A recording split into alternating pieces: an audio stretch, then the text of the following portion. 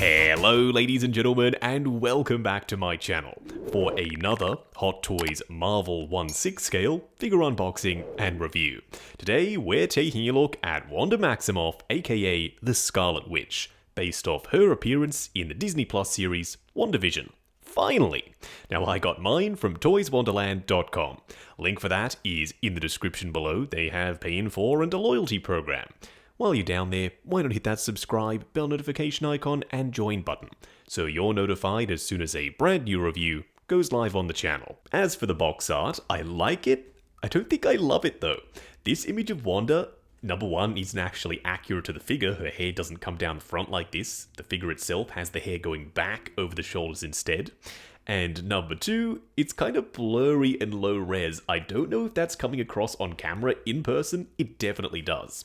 I do like the hex splitting open with the multicolored panels on either side, and it's this rough textured finish, whereas the image itself is glossy. You've got the TVs in the background signifying various eras of WandaVision.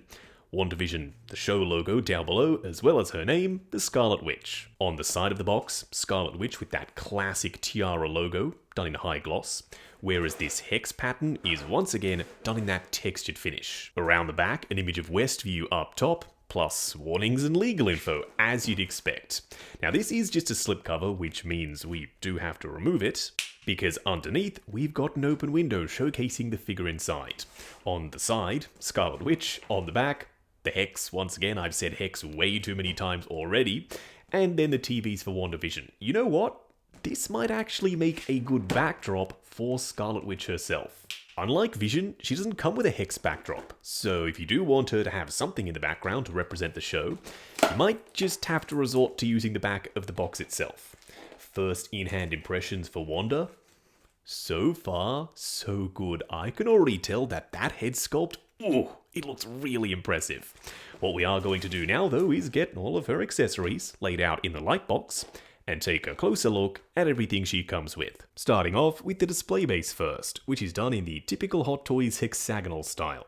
Got the crown up on top in high gloss, same thing with the hex and the WandaVision show logo, whereas the rest of the print, a little bit more matte and grippy and textured.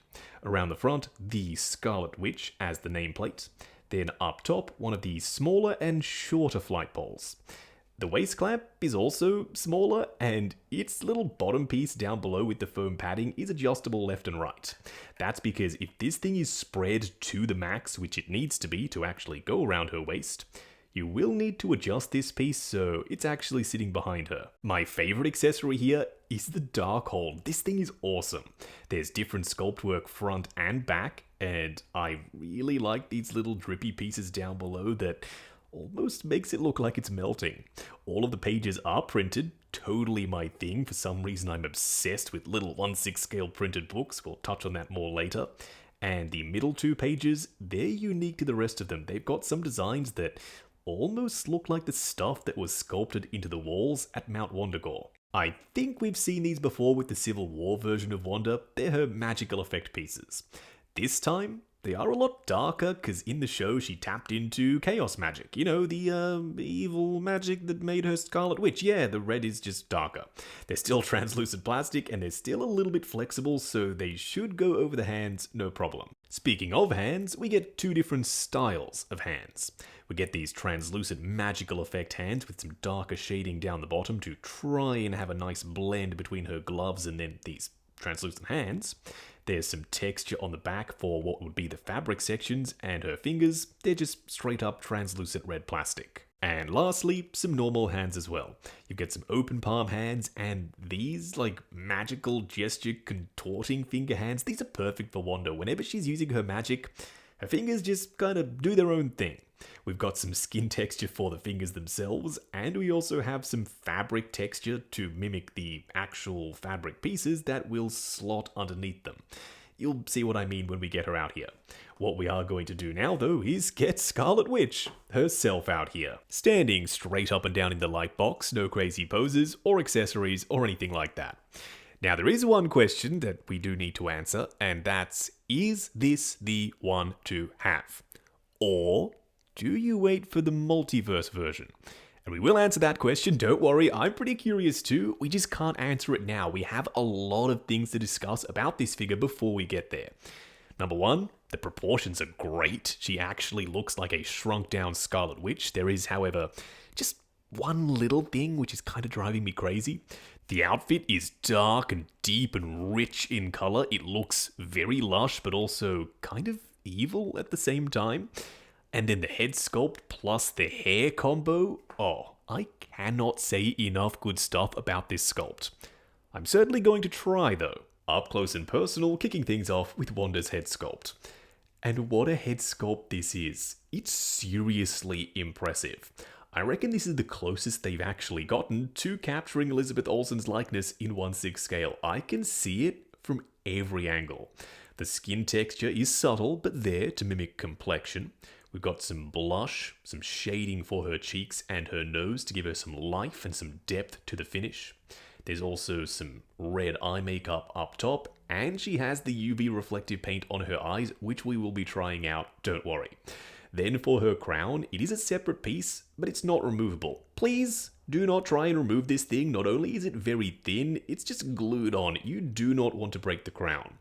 For her hair, it's sculpted in a good way. I love sculpted hair. It captures that perfect look of a hairstyle rather than relying on your or my skills in this instance to style it. And I'm a terrible 1/6 scale hairstylist. So I would prefer just do it sculpted and then out of the box it's going to be perfect every single time. There's a flow to it. I think the color is bang on. There's a subtle metallic sheen and gloss. And the individual strands of hair, they add so much depth. If they weren't there, I don't think this hair would look anywhere near as good as it does. Same thing goes for around the back. You've got these little dangly pieces down the bottom, and all the way through it, you can see the strands. It's just been sculpted super nicely. There is a gap underneath. If you want to have her looking up, you can, just not a ton. Around the front, there is a very subtle skin tone difference between this rubbery neck piece and the arms and the head sculpt. Because the head sculpt and the arms are solid sculpted pieces of plastic versus this rubbery material, it was bound to happen. They just reflect light differently.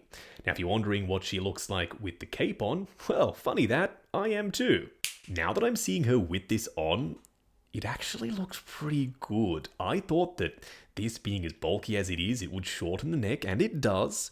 Not a ton, and not enough for her to look terrible. I think she still looks really, really decent. And it solves the one issue that I had with the figure, the exposed joints up at the shoulders, which we will touch on in just a second. This is sculpted plastic versus the softer rubbery plastic for these armor pieces, and also versus the material sections for the rest of the outfit itself.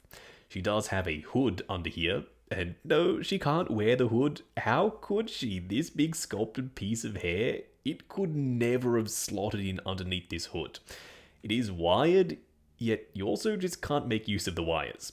You can around the edges of the cape, however. There is a very sturdy wire running all the way down the bottom.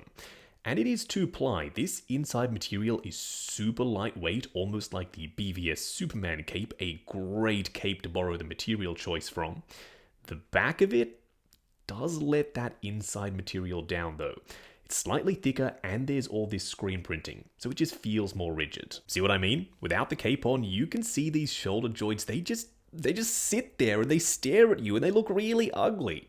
It's not a deal breaker, and we will discuss this later, of course, in the pros and cons segment that was bound to come up. But just seeing it now in front of me, I don't really know what else to say. It's there, it's visible, and let's move on. There's skin texture on the arms and the neck piece. You can even see some skin poking through around the collarbone area thanks to these holes in this armor piece.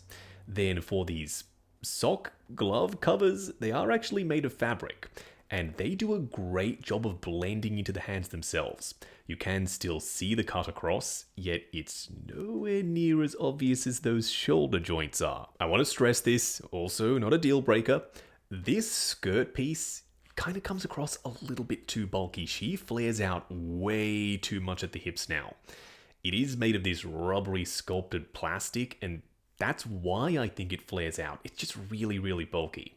There's some texture on the surface that's meant to mimic the texture on the fabric, and it does a great job of that. It looks like the fabric texture just inserted into these little segments of the skirt piece itself.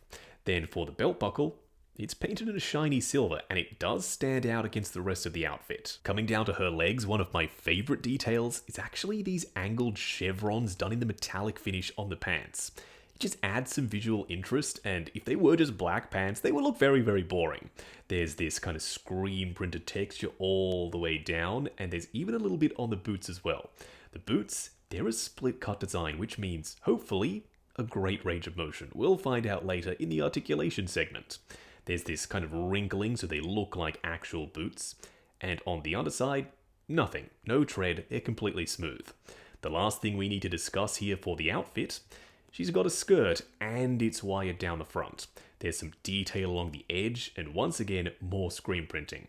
The material was initially black, it's also slightly sheer, you can see through it. Then the screen printing, that's what adds the red color back in. I was pretty interested to try out this light up hand effect to showcase Wanda's magic. It doesn't look fantastic, and I think there's one big reason why. There's just a sudden straight cutoff between the lit up hand and her arm bracer thing. If only Hot Toys had included another set of these with some kind of airbrush shading of red going down, that way this would have looked a touch more seamless. As it stands, I don't think I'm ever going to use this in my collection. Oh, and when you have the effect piece on, I thought this might help and solve the issue.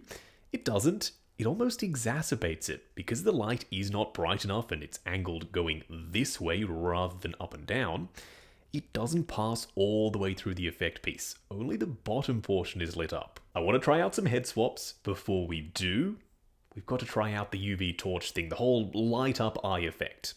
I'm still not exactly sure why they do this. Who is going to be sitting down, pointing a UV torch at their figure's eyes and lighting them up in the collection? If you are someone who does that, good news. This looks incredible. When the UV torch hits her eyes, they actually look like they're glowing. And the color, being that vibrant red, it is stunning. Unfortunately, this does not work. The Civil War Wanda head sculpt, the neck connector sits a lot lower than the one that actually comes with this figure. Her neck is huge. It's a giraffe neck. This figure is undisplayable with this head sculpt on, which is a darn shame. I was hoping this would work so that we could actually pop the hood on. As it stands, unless you're going to do some serious modding, I don't think that's going to be possible. This works so much better than the other combo. Now, it's not perfect. This head sculpt doesn't click onto the neck connector because of all that stuff we just discussed before. And the skin tone is less detailed and darker on this body compared to the new head sculpt. Still, something about this works for me. This head sculpt being as strong as it is with the nice flowing locks and the crown, I could definitely see a world where I pick up a second one of these head sculpts and somehow display it on this body. For a quick side-by-side comparison, here we have the two halves of WandaVision in Wanda on the left and Vision on the right. He is taller than his wife, as you would expect. Paul Bettany is taller than Elizabeth Olsen in real life. And for everything that Wanda lacks in the color department, being that darker, more muted burgundy and black color scheme, Vision brings. He's much more colorful. He adds that nice pop in the display. Next up, another Vision. Not quite the same Vision. This is, as Hot Toys and Marvel like to call him, the Vision. Or as fans colloquially call him, White Vision. Still taller than Wanda, and he adds a completely different style of pop in the display. Being that super bright white, there is now even more contrast against Wanda's dark outfit. And lastly, Civil War Scarlet Witch, who just so happens to be shorter than the WandaVision version. I don't think that's correct. I think Wanda has been the same height throughout all of the films. And you can't even say that it's down to her boots. The Civil War version has much more pronounced heels than the WandaVision one. Going over articulation, I'm pretty curious to find out what's going on with the head sculpt. I know it's on a rubbery neck, and I know there's a ball joint at the top and also at the bottom. What I'm worried about is the hair piece. It's this big solid sculpted piece of plastic, and it will get in the way of articulation. How much is the question? Looking forward, combined with that rubbery neck to there, going back to there, which is kind of better than I was expecting. It's not as terrible as I thought it would be. You also get swivel and pivot side to side. The arms at the shoulders will go forward and back, and for some reason they're on ratchets. They do go up to about there, and they do have butterfly joints at the shoulders as well. They go forward and back and up and down. You do have a swivel at the bicep underneath this glove sock piece. Then for the wrist peg, a big old ball joint. Even though the torso does have this rubbery sculpted piece of armor down the front, you still get a crunch forward and back and swivel and pivot side to side. You do have to be careful with the legs. These hip skirt pieces, they do have some sharp points around the front. They are rubbery plastic, they should flex. If they don't, they might dig into the trousers. Like I said, just be careful. The legs will go forward to there, they will go out to there, swivel at the upper thigh, a double bend at the knee, going past 90. Instead of using a double ball peg, they've used the hinge and swivel that they usually use for female figures, and it is just as terrible as ever. You have to choose. It's basically a huge wrist peg. You can have it going forward and back with a swivel, or you can have ankle tilt, not both. You have to move up the boot cover, rotate the joint underneath it, and then you'll be able to get your ankle tilt. As it stands, right now, I have it set up forward and back. Moving on to the 3 cool and 3 annoying things. The first annoying thing is that the tips of the crown, they feel so fragile and they catch on your fingers when you're trying to pose the head sculpt. Just when you're handling this head sculpt, don't grab it from the crown section around the front, grab it from the sides or around the back. The second annoying thing is the way you put the cape on. Hot Toys, do you really expect me to slide this rigid, sculpted piece of plastic with these super sharp edges and no padding over this rubbery painted skin piece? Yeah, that is a recipe for disaster. You are going to scratch the shit out of this skin texture unless you are just so freaking careful. The third annoying thing, this isn't a huge deal for me, it's not a deal breaker by any means, it's still worth mentioning. The shoulders. It's the only visible joint, at least obviously so if you're not looking for it, on the entire figure. They did so well. She is super seamless. And it stands out for multiple reasons. Number one, there's a step down at the shoulder. You can see that cut and the thickness of the rubber being just a little bit chunkier. It sticks out over the top of the arm. Then the material choice. The arm is very, very matte, and it reflects light differently compared to the rubbery material they've used for the torso. The first cool thing, I don't know what it is about me, I have an obsession it seems with 1/6 scale printed books. Whenever a company goes so far as to print individual pages with the little writings and details on them, it just makes me so happy, and this is no different. There's even the image of Wanda from Multiverse of Madness at Mount Wondagore printed on this page. The second cool thing, it surprised even me. Usually I do not go in for the stupid UV light up effect things. I just do not find them useful at all.